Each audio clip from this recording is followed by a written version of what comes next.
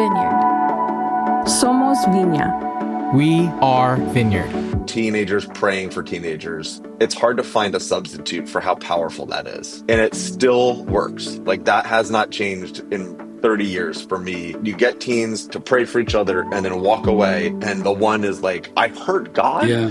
And the other one's like, that was what I needed. I think the Vineyard is really good at that, obviously. And so then the third one I would say is what attracted me to the Vineyard initially was the whole concept of the radical middle, where we are trying to pull the best from the charismatic side and the evangelical side. And so in my personal experience with teenagers, both inside the church and outside the church, there is a hunger for understanding. They have real questions, and they are being told a lot of narratives that are blatantly false about themselves and reality. And I think the Vineyard's desire to have a good theological, intellectual underpinning to your faith and not just believe it and leave it, is also really good. Like, we do a lot of apologetics work in youth ministry if we're doing it right. So those would be my three things.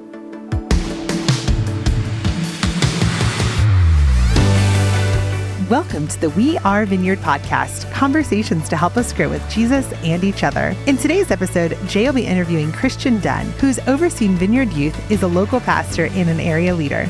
Let's listen in.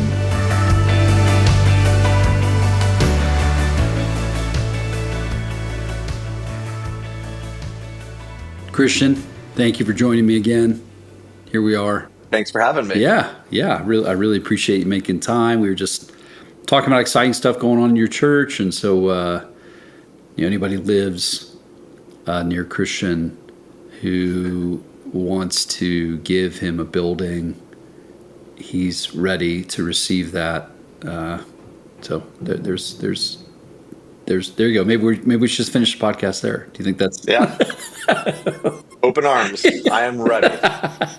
Yeah, but it's a good problem. I mean, when you're growing and your folks realize, man, we need something that'll help us. So that's really cool. But I wanted to talk to you. We've already been on here together, hearing more of your story and what kind of led you into your heart for ministry, and also the way you've served the Vineyard for a long time with youth and young adults. I just would want to dig in there a little bit more. Like I stood on the stage this last summer saying, this is where we're turning a lot of our effort toward. Of course, our Day of Giving is pointing this way toward, how do we build stronger teams and events and opportunities for youth and young adults. So this has been on your heart for a really long time. I mean, right now you're wearing your coaching sweatshirt. Is that the team you coach? Yes. Okay, so, this is in your life. This is who you are. Yep. Most of the people would have heard your story, and we'll put that in the show notes, but talk a little bit about how you first started to get your heart around wanting to serve youth and young adults. How did that kick off for you?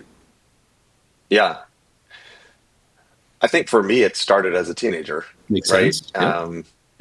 I as a teenager, I just felt, it's all the things. Like, I went on a missions trip. I felt God ask me, if I was willing to give everything. Right. So I've had a couple of those moments where it was like, yes, I'm all in, which I think a lot of people listening to probably remember. And so initially I just felt, well, my call is to my people, and my people are teenagers because I'm a teenager. So that's kind of how it got started. I, had a passion for helping teenagers, not just, kind of know about God, but know him. And at that age, I was being impacted by the Vineyard kind of sideways. I wasn't in the Vineyard yet, but helping teenagers fall in love with Jesus was always like the thing. That was the workshop I taught at every conference. It's a pretty lame title, but I did that a billion times. It's not fall that in love lame. with Jesus. It's not that lame. I mean, I think it's pretty good. Yeah.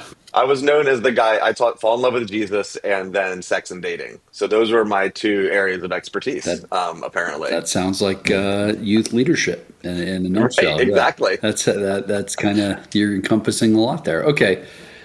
Yeah. So it's birthed out of the fact that obviously it's you and your peers, but a lot of folks start and work with teenagers, and then they stop when they're no longer a teenager.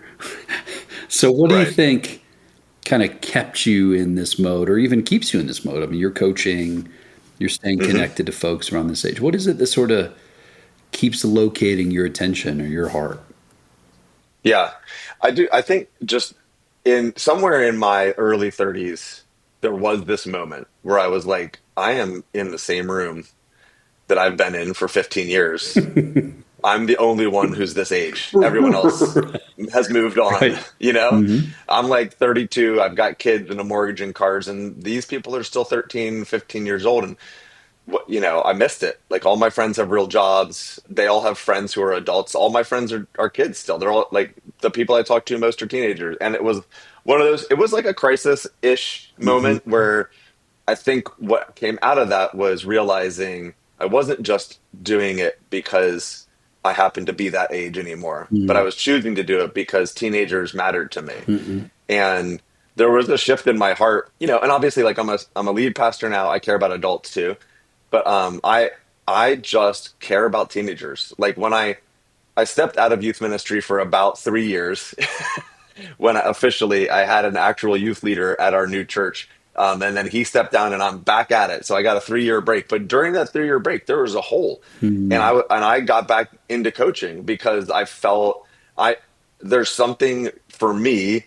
I just love to be with and around teenagers. I love how they see the world. I love what they bring out in me. I love the conversations that happen. You know, I'm trying to spiritualize this a little bit, but I do. I think like there's something good. It is good for you as an adult to hang out with teenagers. Hmm. I just believe that. Yeah. I think that, and I could probably go deeper into that. So why do I personally keep doing it from a ministry standpoint and a coaching standpoint? I think we all remember our teenage years. We all remember that 14, 15, 16, 17, 18. Those years, for whatever reason, in our memory kind of slow down and they're like meaty, right? You got your first 12 years and you might have 5 or 6 memories or 10 memories, but like you have a lot of, so much influence. It's almost like your openness to influence increases like 100-fold in those years. Yeah. And so much of what people believe and think and do and become as adults happened in those 5, 6 formative years. And so I love being part of that.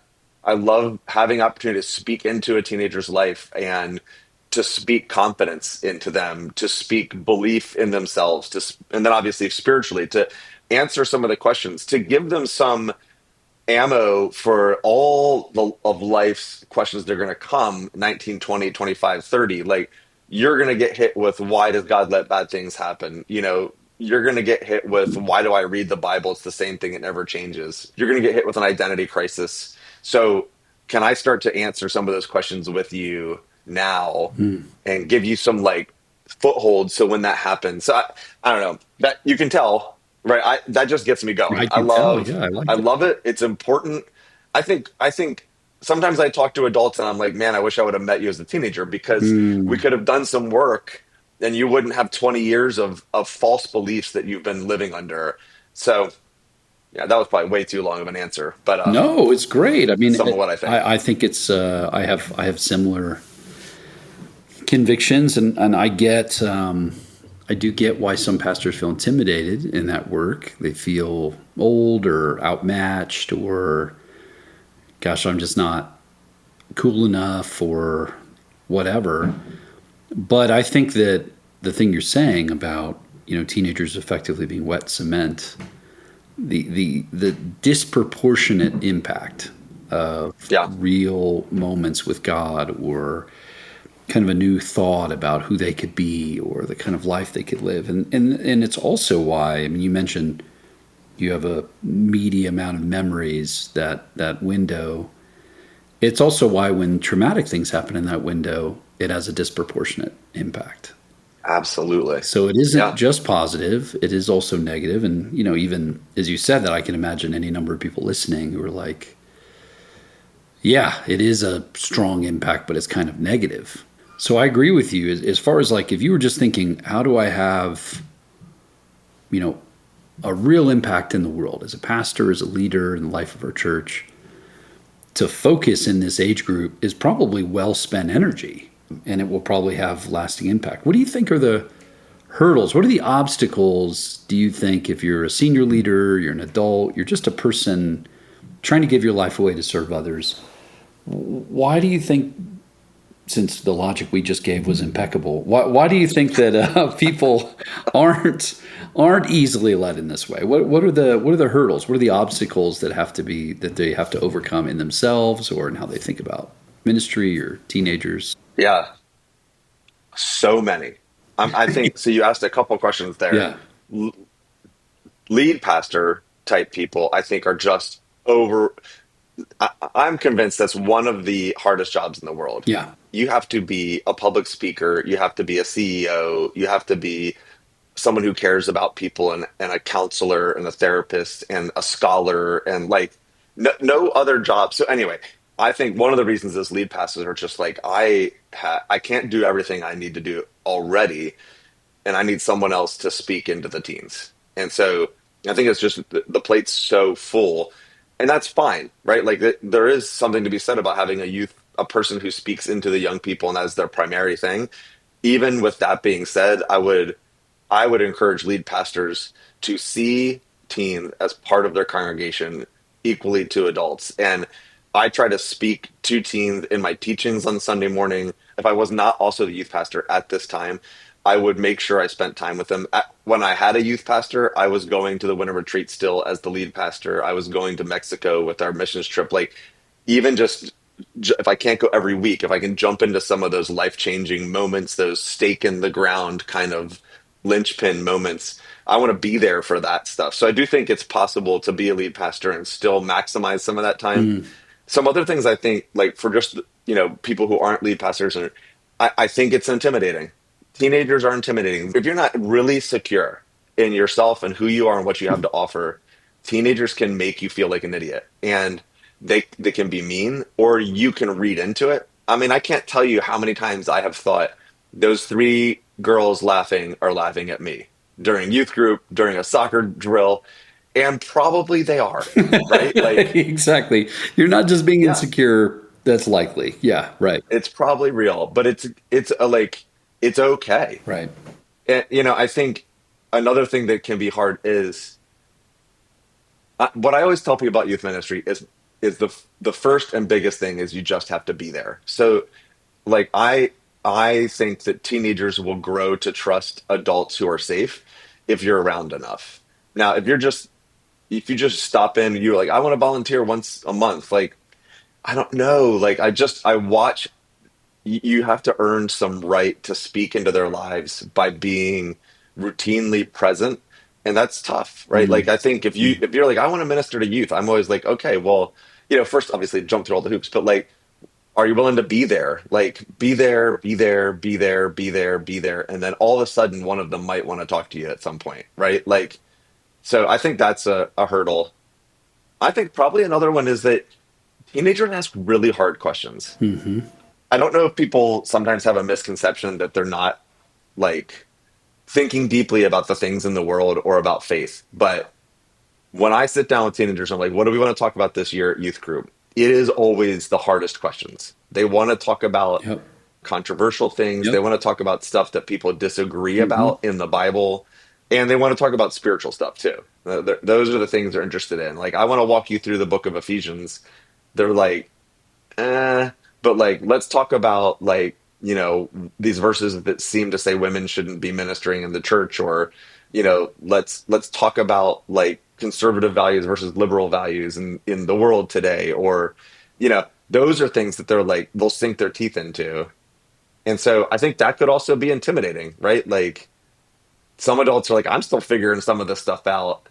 And the thing is that I don't think they're looking for experts. They're just looking for adults who are safe to explore those topics with. And honestly, an adult who says, I'm still figuring it out too, is probably really cool for them. That's really good. I mean, I won't project on anyone else. The thing I think I feel, even as I have worked with teenagers, is from when I started working with teenagers, obviously I've changed a lot. I've grown up. But it's also the kind of teenagers have changed. Like, what it means to be 14 to 18 now is way different than when I was 14 to 18. It's not like there. Of course, there's things that are going to be similar, but how have you seen even the work you do change and morph over time? What are the different kinds of things you see that are different now that you work with youth than maybe before? Or maybe you don't see. Maybe you're like, nah, it's basically the same. I mean, what is it? What is it that seems different? See, I go back and forth on this question, if I'm being honest, because sometimes Sure. like their reality is vastly different than mine, right? Like just the presence of the internet and social media. I didn't have either of those Yes, things exactly. growing up, you know, so that's wildly different. And at the same time, I look and I just see these these are just kids who are looking for love and acceptance and meaning and identity, Yes. just like I was. So a lot of the like the context is radically different, but I think the heart stuff is pretty similar to the same big questions that we're all trying to figure out. They probably have a lot, I would say not probably, they have a lot more noise to work through than I did while trying to answer those questions. So I think that's probably different. I agree with you. Like, I mean, frankly, there's no way to know this. Like, but my hunch is if we could be youth pastors in 1880, they'd, they'd still deal with similar insecurities, and it turns out hormones do things to people probably in the same ways they did in 1880s as now. Relationship with their parents, how do I become independent but yet I'm still really connected? All of those things are similar.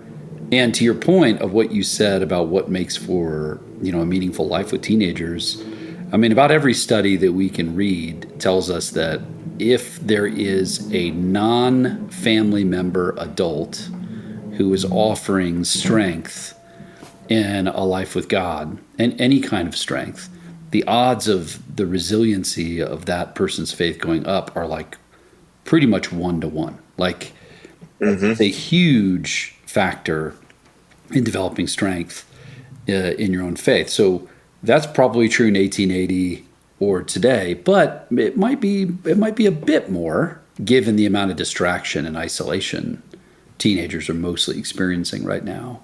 It's Yeah. to have real people who are really connected to them is a big deal. So I agree. I totally agree. And as you keep working with in the Vineyard with Vineyard youth pastors and leaders and pastors, what do you think we have that's the same or unique? I mean, there's a lot of different kinds of youth groups, a lot of different kinds of churches. Where do you think the Vineyard fits? Where are we helpful? What would you want to encourage Vineyard people specifically to pay attention to as they do this kind of ministry? Hmm. That's a really good question. Okay, so I might have three answers to that. Great. I like Yeah, all three, I'm sure. maybe we'll see. Okay, I'll tell you. I'll tell you at the end. You do all three, and I'll tell you where I'm really at. Okay, Okay.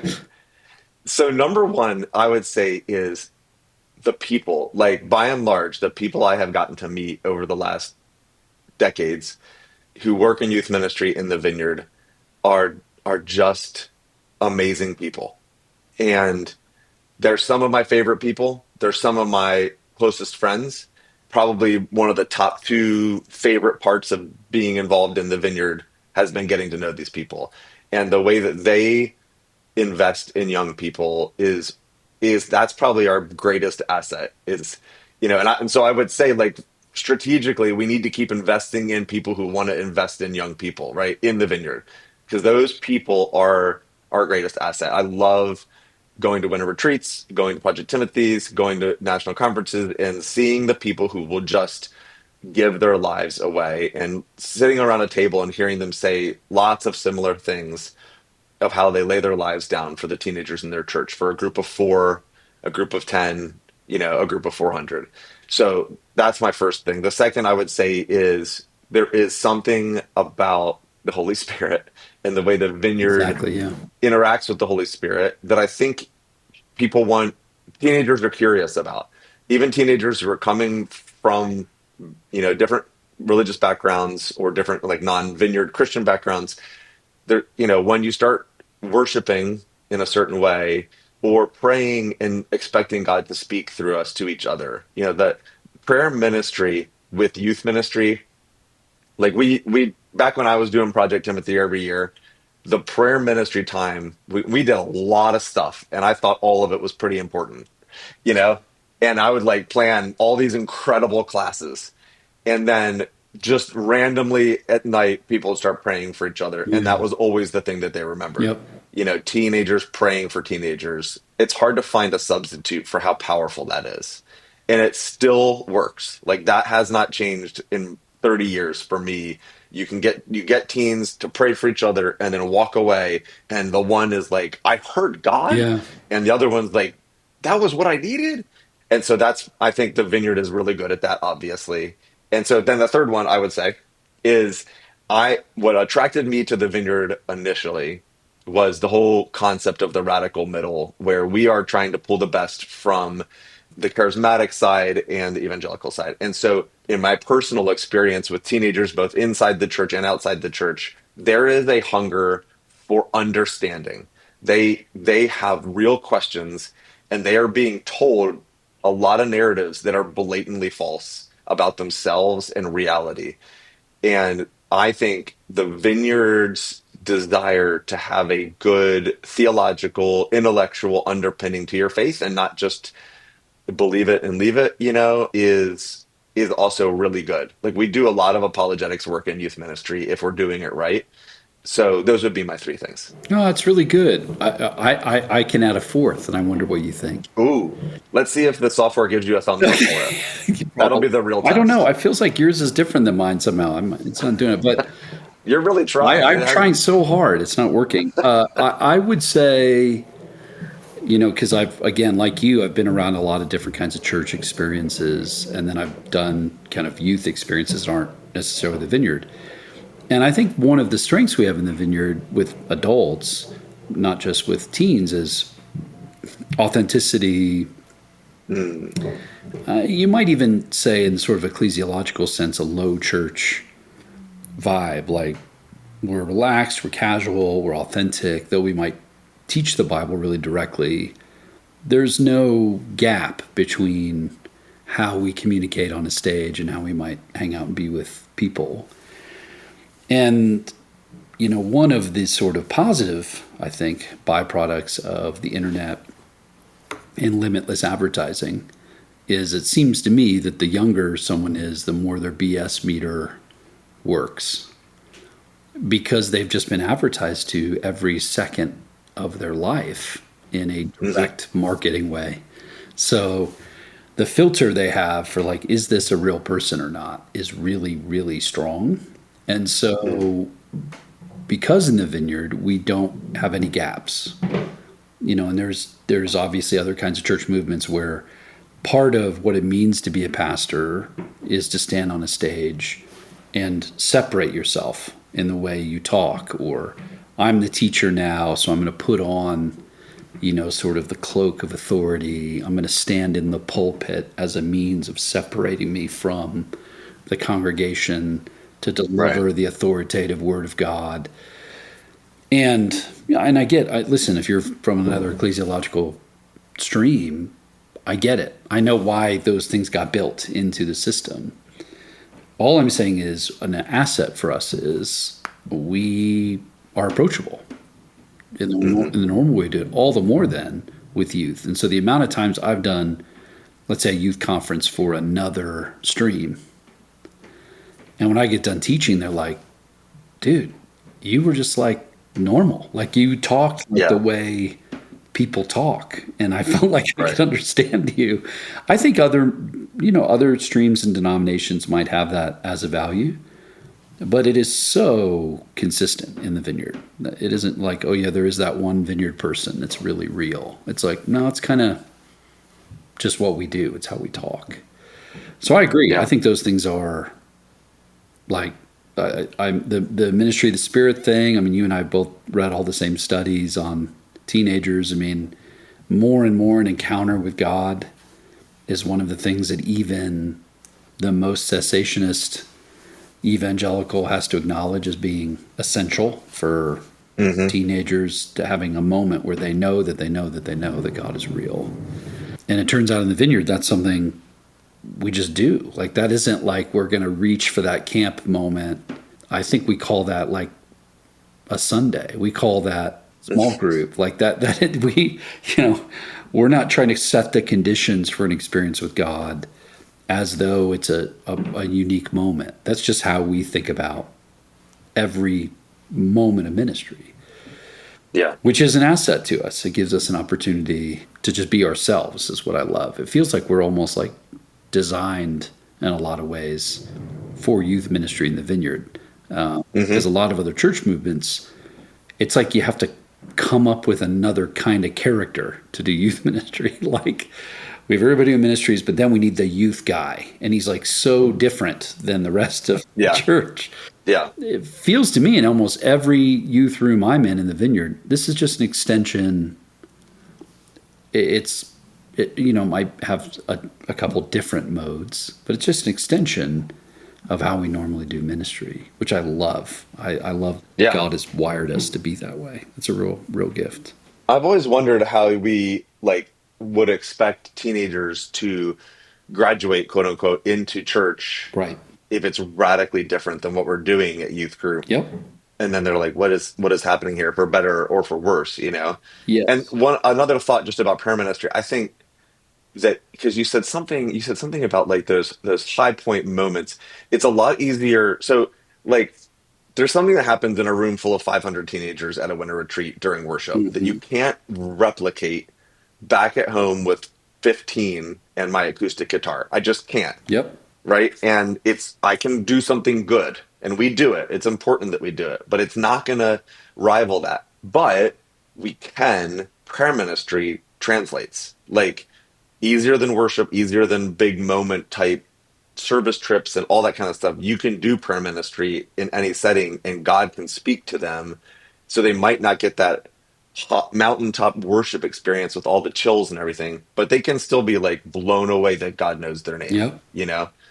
So yeah, I think that's really, It is really true. transcendent. So let's talk about those winter retreats a minute, because, part of the work we've been doing with our team is getting our heads around all the work you've been doing for years and the different expressions of these camps. I've taught in different versions of these camps and retreats all across the country.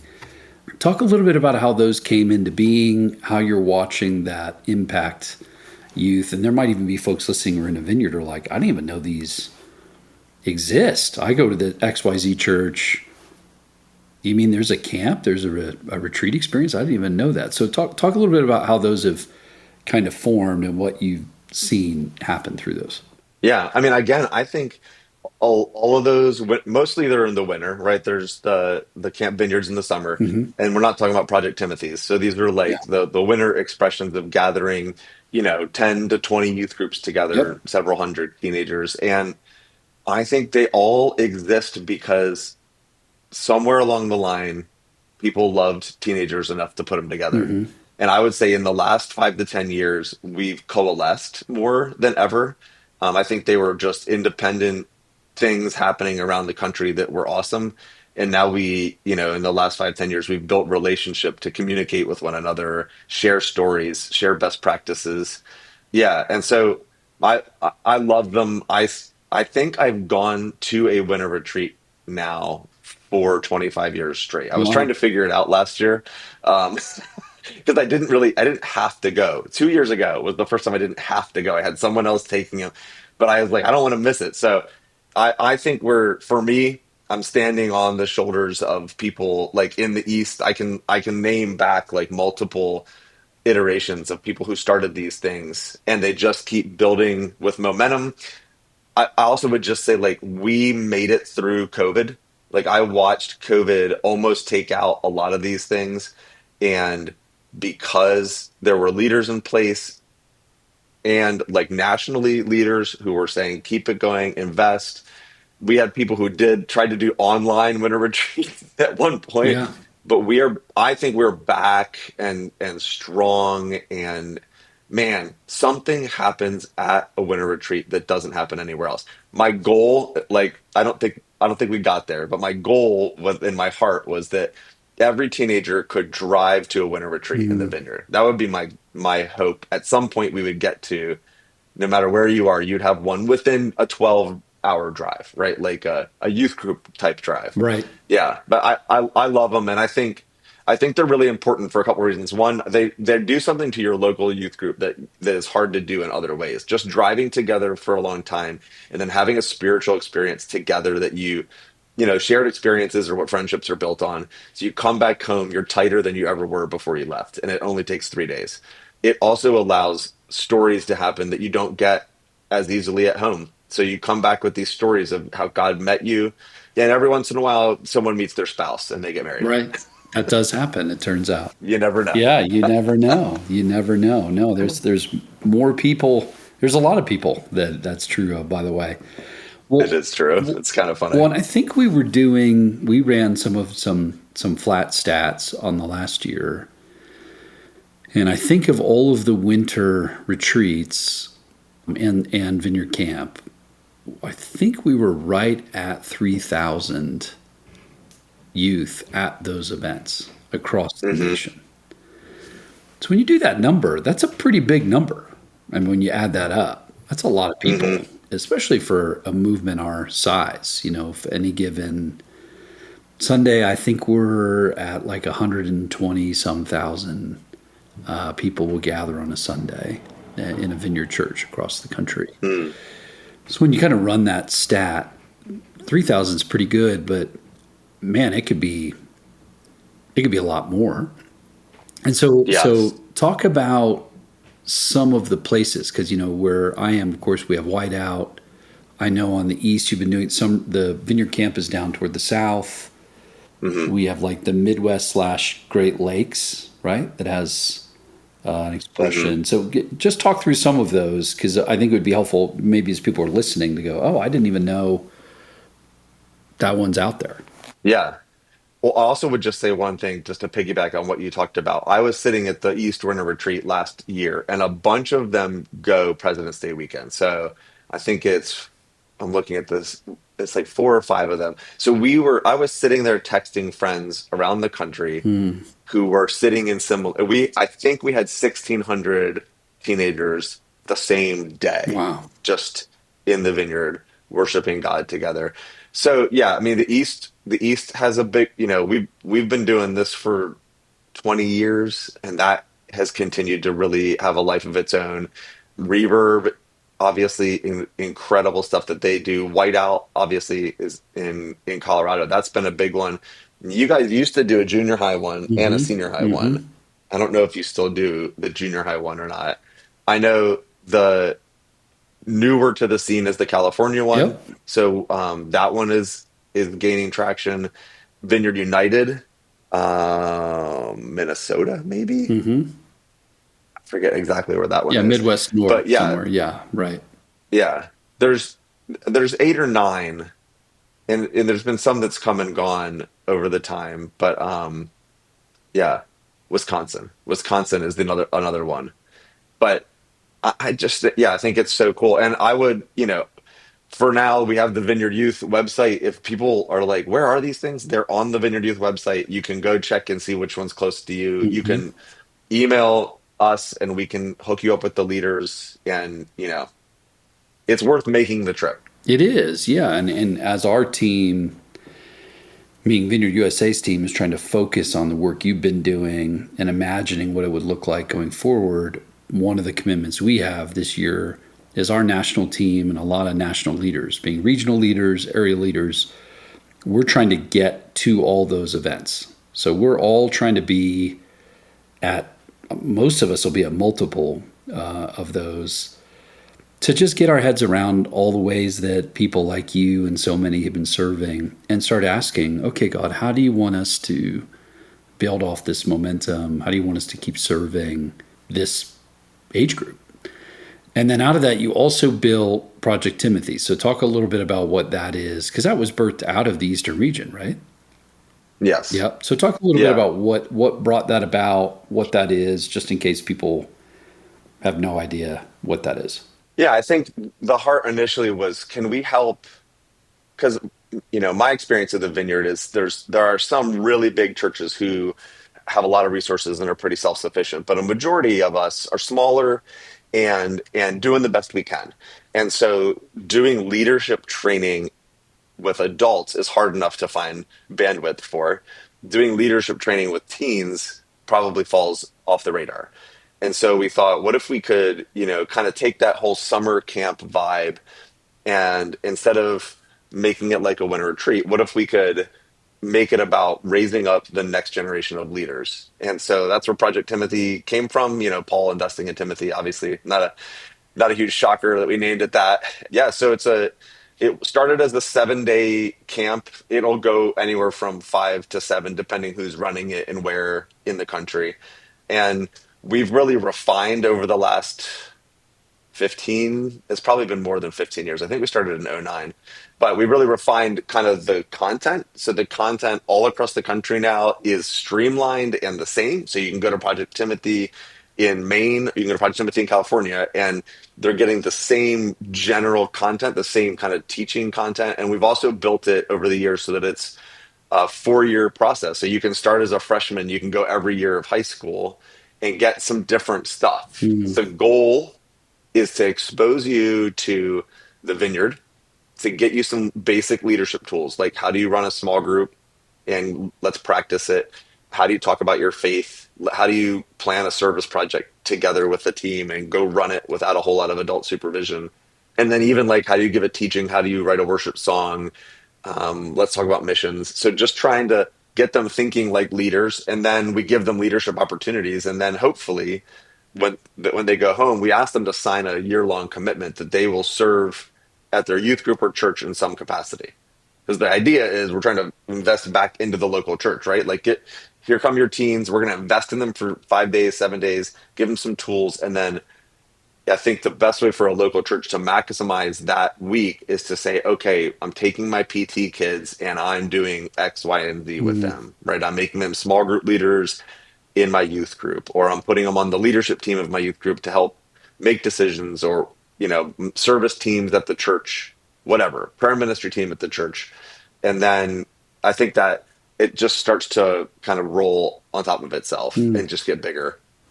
That's good. And do you have any, I assume you do, but some kind of inspiring stories? What are a few Project Timothys you've seen, or some of the students you got to work with, that you're like, oh man, this has been so cool to see this happen with this person or this one Project Timothy? Or what would inspire someone? You're a pastor, you're thinking, should I send somebody? Or you're even a church going, I don't know, I don't think our region does that. Could I host that? Or, what would be some ways you'd say, here's a good story. Here's something that could happen. Mm-hmm. Well, I could go back 20 years. Yeah, you could. Yeah, you could. I see some, I mean, here's something just very personal that's about to happen. So a couple of my biological kids and some of their friends, they are this Friday night kicking off a young adult worship night. And so there was a young adult worship night over the summer that someone else led, and like a couple hundred kids started coming to it, and God's hand was all over it. And then they stopped. And they stopped because like the leader had to go back to college. And so anyway, we felt from the Lord, this is God's hand is on this. Don't stop something, like, just you because can someone work has your to go whole to college, life. right? Yeah, let's keep going. Yeah. Right. Let's see, like, so my kids are restarting it with a different name, kind of. My son is now an adult and he's married. He's 23, but he's going to be teaching. So the first time he ever taught was at a Project Timothy when he was like 14 years old. And he has an ability to talk about the Bible in a way that's relevant and understandable. Now he doesn't have nearly the amount of repetitions that I have, but he has a heart for Jesus. And so that's like 10 years later, but it's bearing fruit. Like, he taught a couple of years in a row at Project Timothy and then at youth group, and it planted a seed. I think a lot of people probably know Ryan Amano. Yep. He went to Project Timothy. I don't know if he was at the first one, but he was there pretty early on in the East. And I have watched him like grow and become an adult and commit to a life of serving Yeah. in the church, sometimes paid, sometimes not, just using his gifts to serve other people. And I think that's what happens. Like you capture, like, here's the question. How as a vineyard, how do we raise up people who want to do, because everybody gets to play. Everybody's a Christian, everybody gets to play, we all use our gifts. And you also need some people who are going to do this more either for, full-time, part-time, as their profession. How are we getting that thought into young people's minds? I probably don't talk about it enough, right?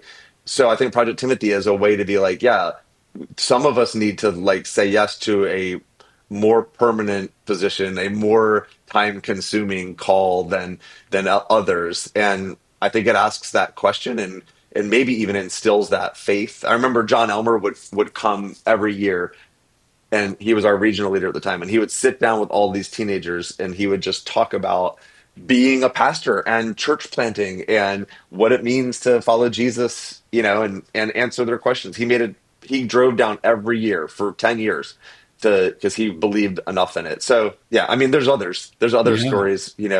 I think of Christina Lowry's daughter Hmm. Hannah. She is driving up from Virginia to Pennsylvania in November because the Vineyard, our area, is holding another young adult worship night. This is actually different than the one my son's teaching at. And they asked me like 6 months ago, do you know any worship leaders? And I was like, well, there's this incredible young adult worship leader in Virginia. I bet she'll drive here Hmm.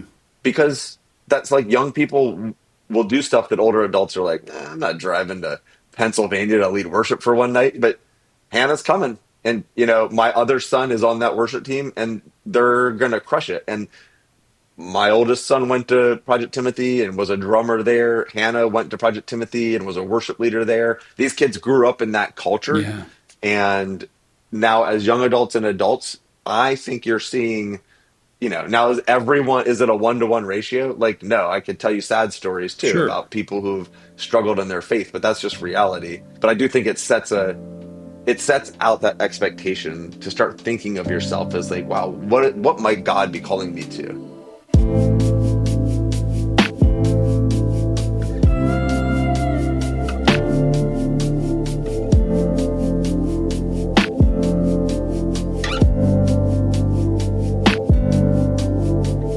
Vineyard USA's Day of Giving is coming up on Giving Tuesday, December 2nd. How old were you when you discovered a life with Jesus? Research reveals that most people in the U.S. who commit their lives to Christ do so during their childhood or teenage years. In the Vineyard in 2024, we celebrated 50 years of God's faithfulness, 50 years of Come Holy Spirit, 50 years of Everyone Gets to Play. And this year at Vineyard USA, we're looking ahead to the next 50 years, asking, what if everything that we've done in the Vineyard so far is so we can give it away to the next generation? We want to invest together in our kids, our teens, and our young adults who will carry this family of churches into the next 50 years and beyond. Every gift will make a difference. Please pray and consider how you can give towards our Day of Giving on December 2nd. You can find more information at vineyardusa.org. Thank you.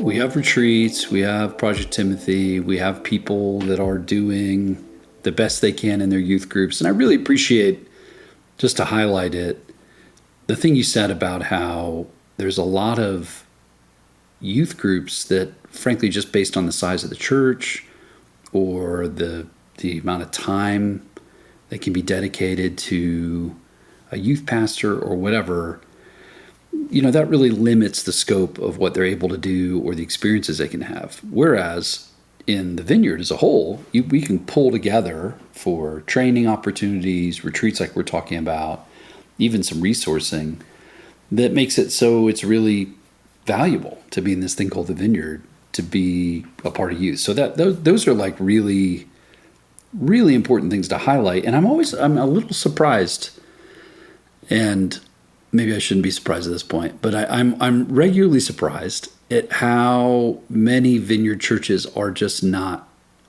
dialed in on what's going on. Like the amount of times I'll talk about, oh yeah, well, like Project Timothy does this or that, or we have this or that retreat. They're always like, I had no idea about that. So it's even important if you're a regional leader, an area leader, some way of communicating, hey, here's some opportunities for your church or for your youth group. And as much as we advertise, national conferences are brutal because you try to advertise literally everything. And by the time people leave the 4-day experience, they're like, man, there was a lot happening. I just can't even remember any of it. It's almost like you go blank. And so I appreciate like the website you described or the different ways that we're building resourcing and et cetera, et cetera. So that's really important. Yeah, the reality is there's so much turnover and in youth ministry. And I think it can be, I mean, as a lead pastor, I think it does fall on the lead pastor to say, I'm going to keep youth as a priority Yep. in my church. And so part of what that means is at least finding out what's happening and getting that into someone else's hands, even if you're not going to drive them there, right? And because who's working with the teens in your church now, and it could be different than the person last year, Yeah. who's different than the person the year before. Often is, yeah. But yeah, and that's fine. Like it's not ideal, right? It'd be better to have some consistency, but like as long as if you have someone, that's better than no one, obviously. But I think like there's got to be somewhere that's like we are going to keep connecting to the regional expression of youth ministry a priority in our church. Yes. Even if it's we have to raise money to get them there, right? Like that's always for me. That's always been a passion of mine. Is like do whatever it takes to get your youth group to that winter retreat, to get your youth worker, pastor, leader, whatever, to the gathering of youth leaders. Like a lot of regions do a separate gathering of youth leaders, get them there, pay for them to go there, right? Like raise money in your church to get them there. I don't know. I just think the more you can connect, all that stuff has been so helpful for me. I agree. And for people I know. Yeah. And the only thing I would add, I don't know how much you've done this, Christian, but we did Youth Alpha in our backyard, and we had all different friends of friends and different friends of our girls, and I think almost, I'm trying to think, there might be an exception, but I want to say everyone, but I'll say almost everyone just to be safe, who didn't have any kind of life with God is now following Jesus. Because over the span of however many weeks, they hear some really simple stuff about what it is to have life with Jesus. And then of course it's all the other things. It's the hospitality, it's the like praying for each other, it's the kind of connection that people have. And so it's one of those tools that if you literally just don't know what you're doing at all, like, okay, I don't know what to teach. I don't know what like a room could feel like.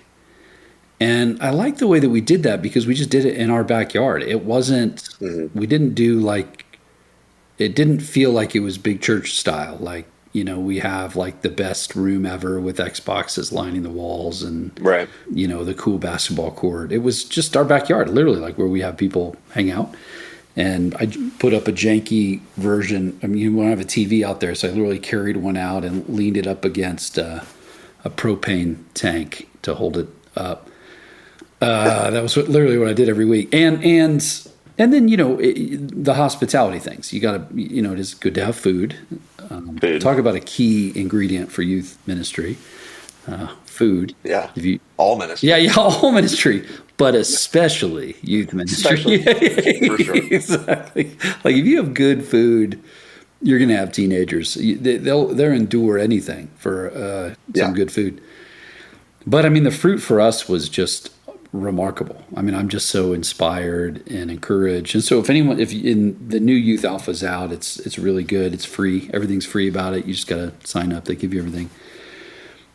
So, as we kind of come down for a landing here, Christian, I would just love for you to say, what would you want to tell, like, I'm like parent of teenager who, because you've also been this, you haven't just worked with parents, you've been a parent of teenagers. I just find it maybe as the most challenging window in most people's parenting life. I don't know if that was your experience. I think it was definitely Danielle and I's. Because people think about, man, this 2-year-old is the hardest thing ever. I'm with, you're in a church, so you're with parents of all ages.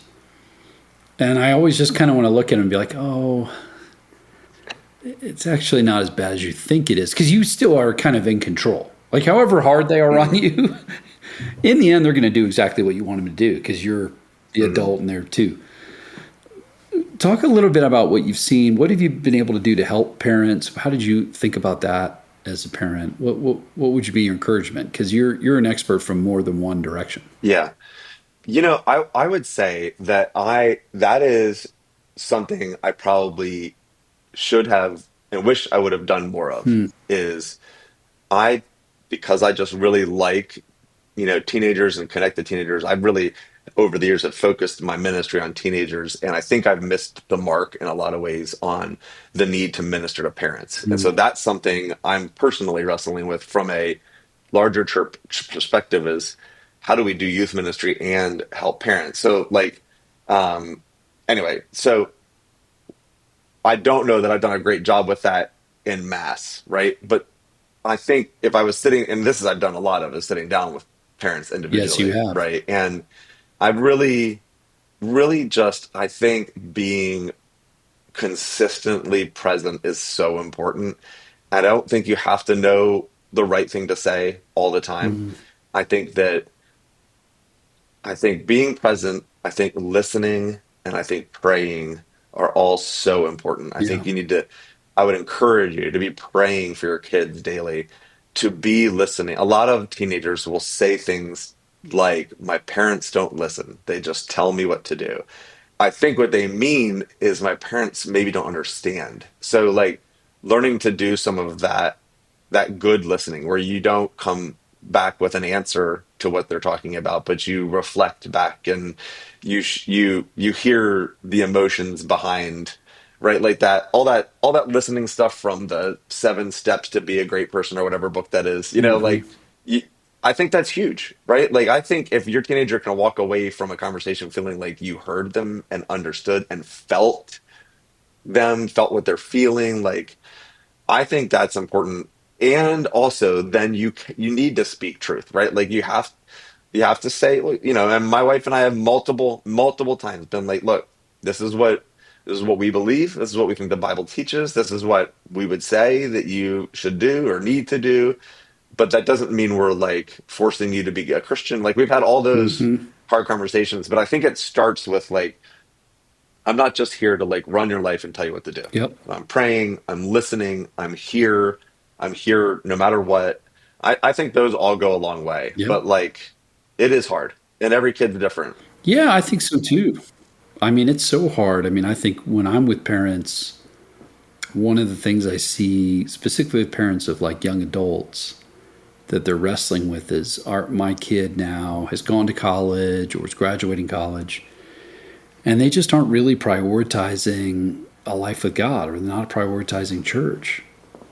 Mm, And I don't say this to them, but I say it to younger parents. I use them as an illustration, which is if you've only driven your kids around to soccer games and basketball games and prioritize everything but a life with church in the hopes of raising them to be some kind of like amazing, uber achieving kid, and didn't prioritize a life with God with your life, let alone with theirs, what makes you think that suddenly their entire model for life was going to pivot when they became an adult?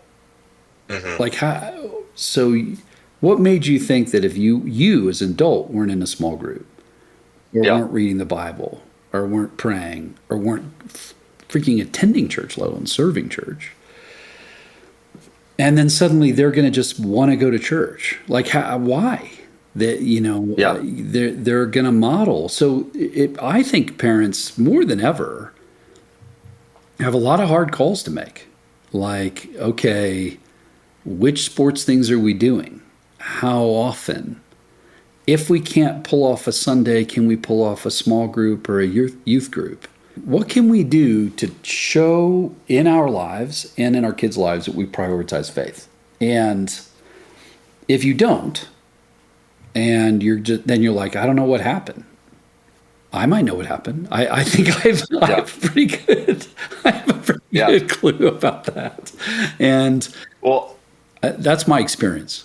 I think that's a really difficult conversation that we need to be having in churches. Yep. And as a pastor, I don't want to be guilt tripping people from the front No. about it. And I think like I'm obviously involved in sports a whole lot too. Right. But sports is like one of the gods of this current age, Yep. especially for families. Mm-hmm. And so the amount of money and time you spend on sports is wild, can be. So like all the things you said, I agree with. And what's the narrative you're building around it in your family? Are you talking about, hey, we're gonna miss this Sunday for this tournament, Mm-hmm. but like we're gonna do this and this and this. And we aren't gonna take you to this thing because, right, like church is a priority Yeah. for our family. We go to church unless A, B, or C. Yep. And we go to youth group unless A, B, or C. Like if we're gonna miss Sunday morning, you are going to Sunday night. I don't care how tired you That's are. right. Get your homework done on Friday and Saturday. And another thing for me personally, like I always have interpreted like when Jesus would go off on his own, I've always wanted to be alone when I have my time with Jesus, Mm-hmm. right? And it's somewhere when my kids were like middle teens, I was like, I talk a lot about praying and reading the Bible, but they don't see me Right. because I'm all in my secret place, And Mm-hmm. so I changed it. And I purposely started having my quiet time when they would see me Yep. while they were getting ready in the morning for school. They will come out. And so now, as adults, they can say, I saw my mom and dad reading their Bible every morning, Yep. every morning. And that was like, I don't know how it took me so long to figure that out, but you're 1,000% right. Like modeling, like mom and dad went to small group, or they had small group in their house when their Yep. kids were little because they couldn't get babysitters. So they just had one in their house. Yep. Like I can remember holding two of our kids in our laps while we led a young adult Bible study, and they would fall asleep in our laps. And then Mandy would take them upstairs and put them to bed. Like, yes, Jay, what you're saying is hugely important. We're not going to get people to stop playing sports, Nope. and nor should we. No, I exactly. think sports are important for raising your kids, Mm-hmm. but we have to have the conversation about how do you keep faith a priority over sports while being involved in them. I think that's huge. Well, and That's a whole other podcast episode. it really is. And if you want to cause your pastor to have a heart attack, walk up and say, man, church is so important to us. And our kid actually really is growing a lot in sports. Can you help me think through how I can be really involved in the life of this church in a way that I can adapt? And I know that's hard, but can you work with me as a pastor? Like what kind of small group, what kind of experience can I have with my kids or with my teenager? Help me solve this problem. And after your pastor gets up off the ground from fainting, they will be able to help you solve that. But I think you're allowed to put a little pressure back on even leaders. Like, I'm trying here, please help me. Could we have some kind of a devotional that I can do with my kids? Is there something I can do during this season? I think those are things that are really important. Yeah. And then the other best advice I got, I don't know if you'd agree with this, which we've lived out to this day, is figure out what your kids do where they have fun and just do that with them. Yeah. Like, you don't have to like it. Like, I remember sitting with my girls learning how they were building Minecraft worlds, like downloading all the stuff, just sitting there doing it and thinking, this is like so dumb. Like I didn't get it. And so just being curious, like, well, why? So what's the point? Like, are we trying to win something or like nothing to win? No, I don't understand it either.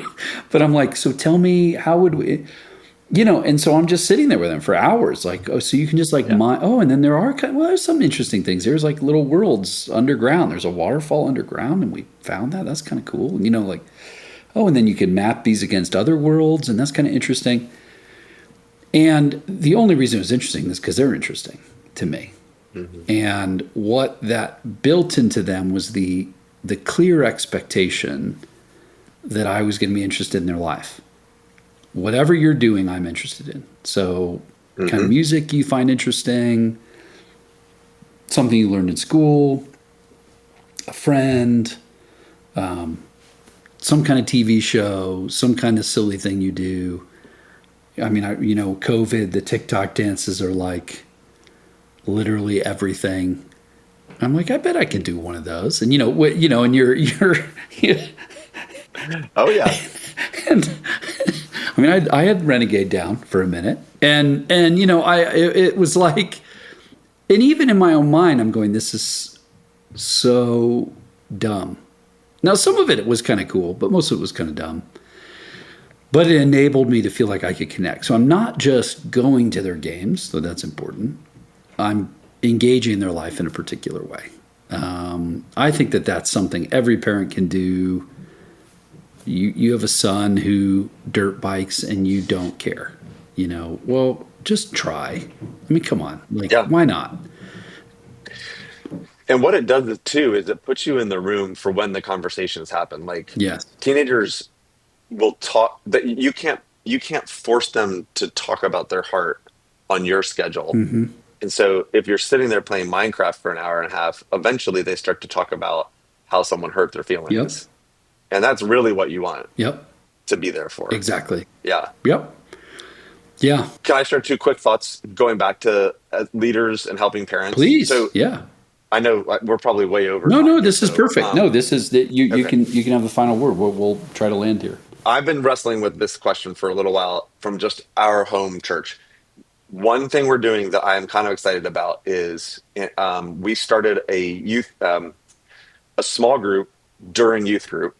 So youth groups at a location and in another building on the location, we have a adult small group. So the idea is parents bring your kid and just walk over here, and we're doing small group here, and you're in a small group now.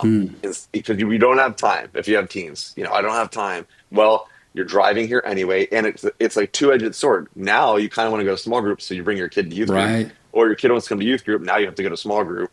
I think it's a genius idea, and it wasn't my idea, and I am so excited about it. Someone in my church suggested it. Yep.